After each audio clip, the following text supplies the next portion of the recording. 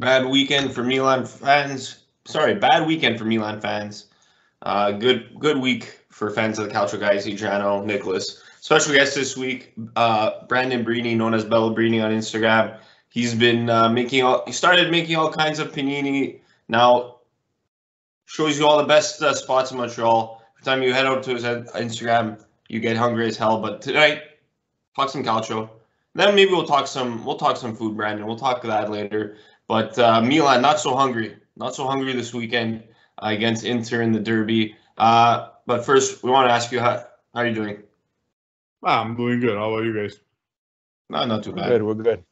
Yeah, not too disappointed with this weekend's results. Well, Nick, I don't know who do you support? I'm a Juve fan, so no, I'm not disappointed. Well, that's just a goner.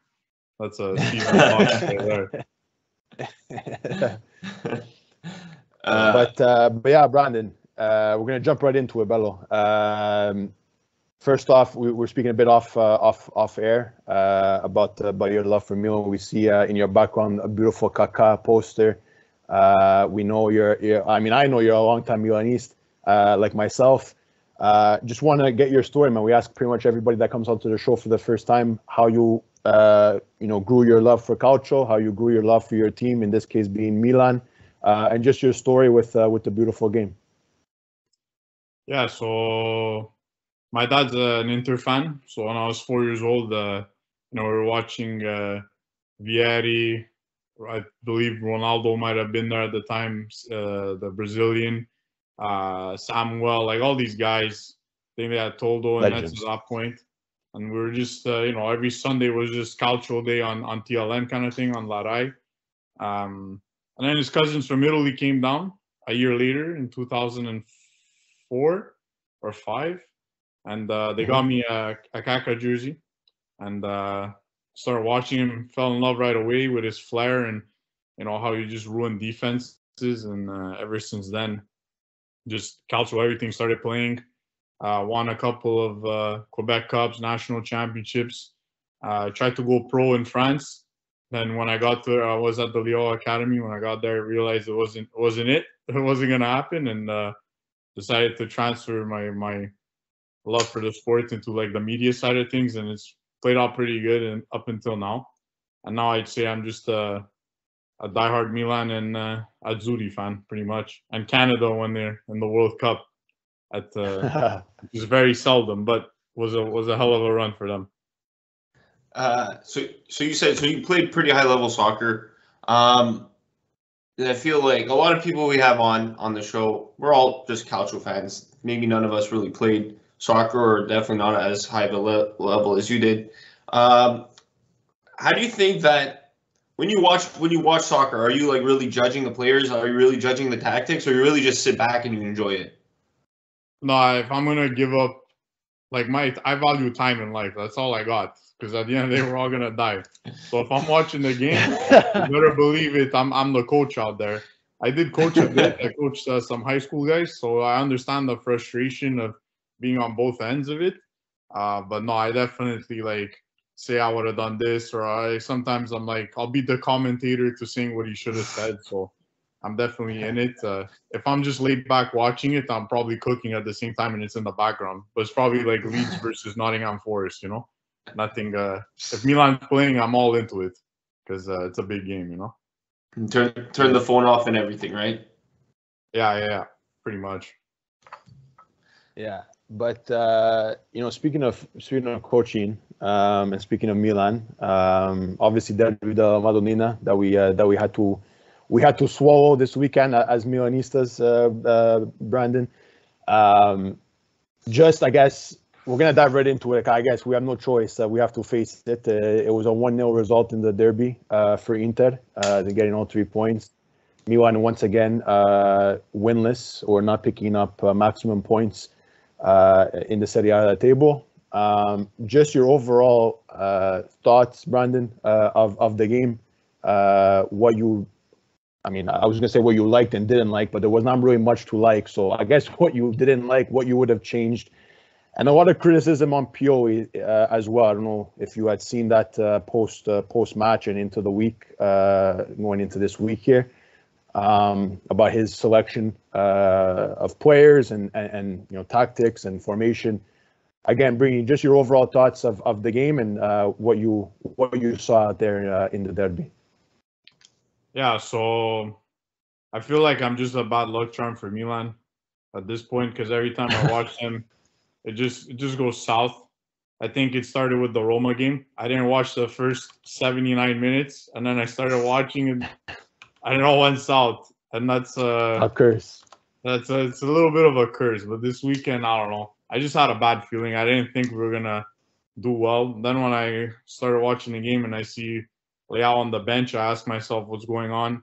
Pobega, someone who, listen, I like Krunic. I think he deserves to start because he always shows up in big games. He played well. But I just don't understand why Pobega is not there. He's been pretty fit. Even though he's not, the most talented guy, he still shows up. There's like a lot of questionable guys on the bench that should have been starting. I think Brahim Diaz always plays well. I don't think Origi deserves any chance ever to start a game for Milan right now. He's just not been it. The Liverpool Origi, he's still at Anfield. Inter should have pounded us 4-0 in the first half, but that's Inter's problem. They never finish their chances. So they gave Milan some hope to even stay in the game, which I think makes it even worse for Milan fans, because when they all came in, it started to change. Rebic should have probably been brought in earlier because he obviously makes a difference too. I think Skriniar is just garbage. I think Inter should have just sold him for whatever they could have gotten before he's a free agent, because he can't run with both feet at the same time. And he made, he gave us Milanistas false hope again, because we did come close. I think when Leao passed it to Giroud across the box, and I don't know what the hell he did, that was a big one for me. And I think ever since the World Cup, Giroud's just been a bit tired. I don't know if he's played too much or what's going on, but it shows Benasser's not there either. Tomori's not there. Mike Magna's not there. Those are Theo's been off too. I don't know what it is. I really don't know. I feel like there's something weird going on in the locker room, and it's not looking good morale wise. At this point, I wouldn't be surprised if we finish below Juventus. Wow. Yeah. Wow. Is it panic time? Is it panic time in Milan? Maybe both of you can answer this. Is it time to what? Brini, I'll let you go first. Panic. Oh, panic. No, I think the season's over, so I think the panicking is pretty much done, I don't see anyone catching up to Napoli, which is crazy to say because Napoli always shoots themselves in the foot. But I think this year they've done it. It's not like last year where, Milan, it was a fight till the end. Napoli's pretty much recruited properly, developed in the, they haven't made a lot of noise in the summer, and I think that was the difference. They got to develop these guys in peace compared to Milan. Like, I think Milan's biggest problem is last year they did what they shouldn't have done, which was win the league, creating these crazy expectations for Pioli, because it was Inter's year last year. It was always going to be their year, and they couldn't do it. So I think if you take an objective standpoint, Milan's doing pretty okay considering what they have going on the pitch right now. I think if you put Mike Magna in nets, we have 12 more points easily because he'll save a lot of goals, So panic time, I don't know. I don't think I'd fire Pioli just because of this, but it's going down that road right now. Yeah, I don't know. It's been a different tune. I know at the end of last season, Brandon, we asked for a small clip and of your thoughts after the Scudetto win. You're on a beach, living life, celebrating a win, and it's been a different tune since then, or like you said, even since the Roma game, that seems to have broken this Milan. Pioli is no longer on fire. If anything, he's in the fire, right? All the terms are coming out.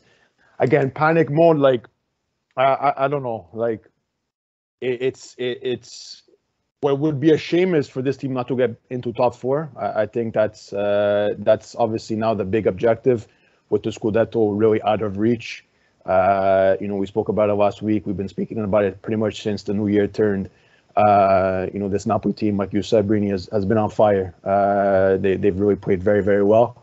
and kudos and credit to them. So again, panic, I don't know if that's the word. Will Pioli, go at the end of the season? It's a high possibility. We really don't know. I think for people criticizing Milan and saying, what's been going on, it's the players on the pitch. For me, it still starts at the top. It still starts at the top, with new ownership, with upper management.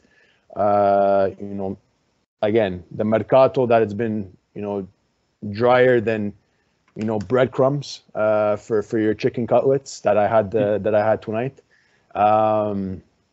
Yeah, I don't know. It just to Pioli, to the players. I mean, it's a collective unit, and it's a shame. It's a real shame because last season we were on such a high, and I think, listen, I don't think the project is all gone. I don't know, Brini, if you agree with that, but I think there's still things to work with. This team is still young, even though we still have some older guys on the roster. But again, I don't want to make excuses with the injuries. They have affected us big time, especially like you said, Brini, Manuel between the sticks. Last year, if it wasn't for Leao, I think he's MVP, our best player, or one of, at least, in last season's campeonato. So, yeah, long-winded answer, but again, I don't think it's real panic, because I think Milan has entered 2023 on this path, besides the Salernitana win, and it's been kind of a downhill. Now we just need to see a spark and something to turn the page, because we're desperately needing a change at Milan. Guys, it could be, was it 3 straight seasons now that the Scudetto winner from the previous season doesn't win? So pretty much 3 straight with a new winner. If you want to look at it, it could be 4 winners in the past 4 years. Do you guys think after Juve won 9 in a row, do you think maybe there's a bit of not mentality problem, but like Inter didn't do the best last year, now Milan's falling a bit? Do you think it gets in teams' heads? In teams' heads, I know we're only talking about Inter and Milan. It's only 2 teams, but do you think it gets in their heads a bit? Oh yeah, we won the Scudetto. Yeah, we're good. But in reality, there's other teams coming up right behind. I think for Inter, Conte was everything. When you lose that big piece, pretty much it's done. I think I look at team morale. I think chemistry is number one. When the players click with the coach, every team's always been the best. You look at Argentina with Messi. When players say, "I don't care that I won. I care that I won for Messi." I didn't see Portuguese players saying that for Ronaldo, right? So I think that's really where it lies. Italy winning the Euros, England being in the final. They were the most united teams at that tournament.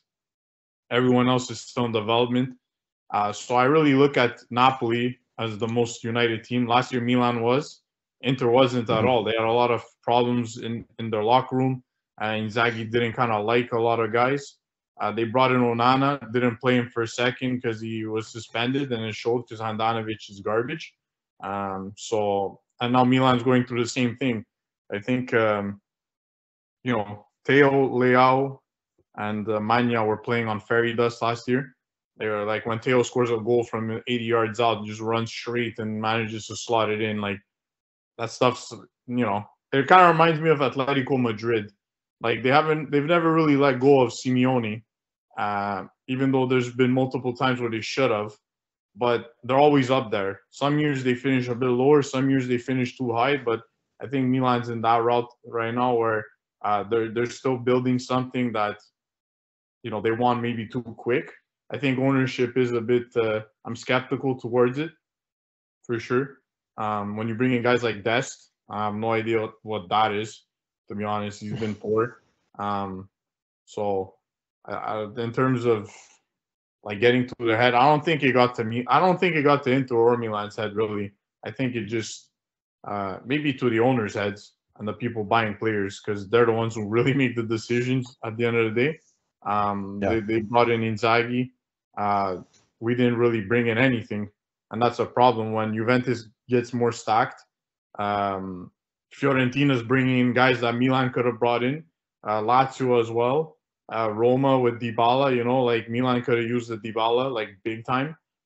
So I think, an Inter, of course, bringing star talent too all the time. I think Milan lacked in that department this year. And I think Napoli, I'll call it out now. I don't think Napoli will win next year. I think all these teams are going to learn from a bit or two from everything and everyone, and they'll be able to shut Napoli down. I think it's really a big gap year when you have a team so far ahead compared to everyone else. Like, it's not Bayern Munich, So I think it's just a lot of a lot of reconstruction going on in Serie A right now, because it's very tight from 2nd to 10th, which is always good for the league, right? But Napoli's pretty much running away with it. So, but I think they're on such a high morale that I would see them being cocky enough to screw it up next year. I could see them doing that. Well, it's a high possibility. Plus, like, I agree. I agree as well. And I was seeing I don't remember where. I saw it on Twitter through what Ibra was interviewed with, and he spoke about Leao and about how last season he was MVP. This season, obviously, he still had a good opening of the season. Obviously, he hasn't looked himself as of late, but teams have figured him out. Last season, and he said it. Ibra said it. Again, I don't remember the whole quote, but he said something along the lines of, last season, teams weren't really emphasizing all on Leao. Now they are. They know he's the biggest weapon. They know what he does, what he's able to bring to the table. So same thing with Kvara, Osimhen. I mean, Osimhen, we knew what we had, or what the league had in Napoli's Osimhen, but a guy like Kvara, like out of the blue. A Georgian player, nobody knew about except for De Laurentiis and company. So I see where you're going with this, Brini. Next season people are gonna know about Kvara. People are gonna know what he's up, like how he plays, how he incorporates, his play style, on the left flank. I mean, Osimhen is a huge talent. I mean, there's no saying otherwise. I mean, he's a fantastic striker. I think that teams already knew what he could bring. I think he's just bringing on a whole new level this season. I mean, it helps when you have a guy like Kvara just continuously pumping and giving you assist after assist, and kind of taking some of the pressure off you as well by scoring goals as well. So, I don't know. I kind of agree with what Brandon's saying. Next season will be an interesting one. But going back just to Milan quickly, because you are our Milan guest, Brandon. We kind of touched upon it just a bit earlier, but like, if there's any blame to be put on how Milan's season's been, or 2023, let's say, not even the whole season, because they started off pretty well. 2023, like, not much action, if any, in the Mercato. Terrible results after terrible results. Kicked out of Coppa Italia, losing in the Supercoppa. We're down in 6th place right now. Still in arm's reach of top 4, but do you blame this on Pioli? Because many fans are up in air with everything. Do you blame it on Pioli, the players, the injury? Like, I'm not gonna say injuries, but upper management. Like, where do you really point the finger to and say this area needed to be better? Well, listen, it always starts with the coach because he makes the shots. But I don't think it's Pioli's fault entirely. I think now he's at the point where he's trying to find a diamond in the rough. Like, when you're playing 5 defensemen against Inter, when it should have been 3, that one was a bit scattered. Like, I don't understand what he's doing. The lineup he put this weekend to me was just like, let me just see if I could pull this one out of my ass kind of thing and see what happens. And it kind of almost paid off. I think ownership is very much to blame this year. I think Maldini could have done a better job buying players. De Cataler was an interesting one. I was excited when he showed up. And I know when Leao first showed up, he did nothing. Diaz did nothing. Theo was a ghost. It usually takes these guys a year or two to get into the system and to figure it out. So I'm not too worried with him. Next year, if he's not performing, then I'll be worried. because we did pay a pretty penny for him, and he was destroying the Champions League with Club Brugge a year and a half ago. So to me, that's why I don't understand why he did so good in a worse team, and now he's, on Milan, surrounded by better guys, and he's having trouble clicking. Bringing in Dest, like they just brought in guys that I don't really think they were maybe panic buys because we needed depth in those positions. But then they're buying guys that are young, frail, and can get hurt. So you're buying guys that are going to get hurt anyways. I saw a lot of hate on Tata and Nets. Listen, what do you expect from him? Like I think he's done a lot for us. Last year, he really saved us for a good portion of the year. He won a couple of derbies. So I have nothing against the guy. I think on the goal, he might have been weak, but it took a deflection. I think Kjaer is a bit too old too now. I think he's approaching his days there, or it's too much. But I think the biggest problem we have, it's not even blame. It's just we have no real leadership at the moment. Like, we don't really know where it's coming from. And maybe we could just blame injuries altogether. Because it starts with Zlatan getting hurt. And he was the biggest piece that we lost from the beginning. Because he kept everyone in check on the pitch, off the pitch. He's been a bit away from the team this year. Mike Magnan, when he's in nets, the team's just more confident. Theo Hernandez was on another level of leadership last year. Tonali's pretty much the only leader we have left on the pitch. I think losing Kessie too was a big piece, but he wanted to go whether we gave him $14,000 million or not. He would have left, I think. So I have no more respect for a guy like Frank Kessie, and I think karma hit him in the face pretty well. But yeah, I think it might be like a 30% kind of split to blame. Like, it's a bit Pioli's fault, but I think it all starts with ownership's decisions and Pioli's decisions, and then the players' decisions on the field. Like, there are some plays where I'm just looking and I'm like, a 12-year-old kid could have done better than that. So it's all around the park. I think everyone's to blame.